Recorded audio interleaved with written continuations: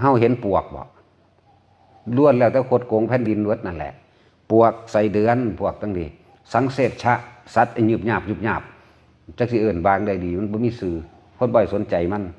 คือคนบ่สนใจว่ากูคดโกงมานี่แหละมีแต่ว่ากูได้ดีจักว่าตัวยาวๆเหยือบน้ำไตอูอ่างแองน้ำและอยู่ในตามฉีสี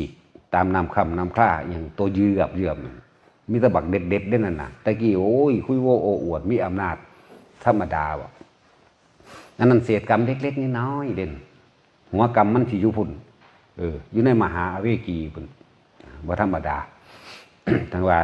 ผู้ใดสำนึกได้ก็พากันเฮ็ดวิธีชำระหนี้แผ่นดินคือว่าเขาสร้างโรงพยาบาลอยู่ไสก็สร้างรับบริจาคเพื่อสร้างโรงพยาบาลยอดลงไป5 บาท10 บาทเฮ็ดไปเพื่อสร้างถนนหนทางอันเป็นสาธารณะขอเชิญร่วมสร้างถนนหนทางอันเป็นสาธารณะหรือที่พักริมทางอย่างที่นะหม่องล้อรถเมล์หรือว่านั่นแหละพวกโรงพยาบาลพวกถนนพวกโรงเรียนพวกนี้เป็นสาธารณะของคนทุกทั่วไปใส่ก็ไปร่วมบริจาคน้ำเขาก็นึกในใจนะเว้ยหากข้าพเจ้าได้คดโกงแผ่นดินได้เอาของหลวงมาเอาของแผ่นดินมานี่ที่เป็นของใส่ในสาธารณะข้าพเจ้าขอชำระหนี้แผ่นดินด้วยเงินจำนวนนี้ตอนนี้สาธุนี่พ่อหยอดลงไป5 บาท10 บาทของสงฆ์ก็คือกันเหตุลักษณะเดียวหากข้าพเจ้าได้เคยเอาของสงฆ์มาไม่ว่าในอดีตชาติการไหนทั้งที่จำได้และจำไม่ได้นึกได้และนึกไม่ได้ก็จังจนถึงปัจจุบันณขณะนี้ข้าพเจ้าขอชำระหนี้สงฆ์ด้วยเงินจำนวนนี้เนี่ยสาธุไปนั่นแหละคือว่าเขาชำระแล้วเฮ็ดไปเรื่อยๆเฮ็ดไปเรื่อยๆมันสิมีความเปลี่ยนแปลงในความรู้สึกเจ้าของดอกเกิดความสบายใจบ่กระวนกระวายหรือเกิดความสงบเย็นก็เป็นบุญบ่ล่ะบุญคือความสงบเย็น จังว่า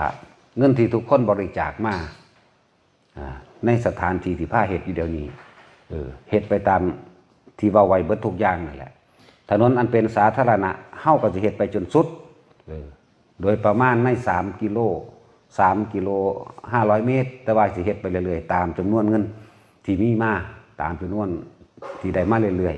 ๆหรือการเฮาก็ได้ซื้อที่ดินไว้คือมื้อนี้เฮาก็สิจ่ายทั้งเบิดอยู่แล้วที่แรกเพิ่นว่าเท่าใดก็6 ไร่บัดนี้เป็นใบเดียวกันเพิ่นเลยเปลี่ยนใจใหม่เอาเบิดซะเลยเป็น9 ไร่ในจำนวนประมาณ 495,000 บาทเฮาก็สิจ่ายชำระเบิดในมื้อนี้นั่นล่ะจังว่าประกาศให้ทุกๆคนว่าไผก็สร้างที่พวกเจ้าทำทานสาระบริจาควัดสถานที่นี้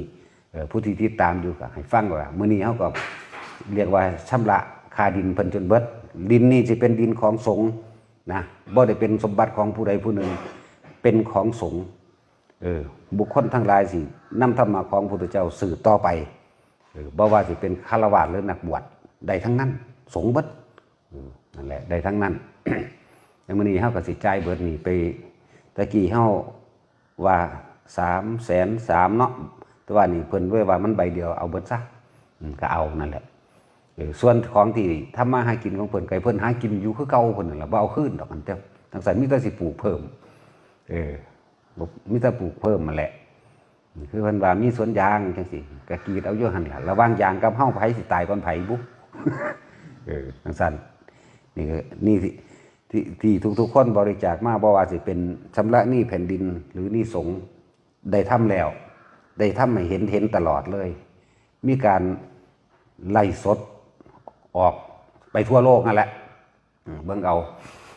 ก็ได้เฮ็ดจังซี่หรือว่าการก่อสร้างกุฏิอันเป็นที่อยู่อาศัยของหมู่นักปฏิบัติทั้งหลายก็ก่อสร้างไปเรื่อยต่อไปก็สิเจาะน้ำไปอีกได้บาดนี้คือครบสุดได้ที่พวกสีผ้าเฮ็ดอยู่เดินนี่วันอาทิตย์นี้พระพุทธรูปที่เฮาสร้างไว้นั่นน่ะจำนวนทั้งเบิด7 องค์นั่นน่ะก็สิมาสกร2เนี่ยผู้ใดอยากรูปสวยกายงามก็สร้างพุทธรูปไปนำจักว่าล่ะวันอาทิตย์นี่ก็มาล่ะเนี่ยเอาไว้นี่ล่ะสกรจะเอาไว้พุ่นพระท่านปูกระเบื้องเฮ็ดบ่ทัน จังว่าประกาศให้ทุกคนได้รู้ได้รับทราบทั่วกันเขาก็อัน ออกโทรศัพท์ให้เบิ่งอยู่ดอกซุมื้อนี้บ่มีโทรทัศน์แล้วมีแต่โทรศัพท์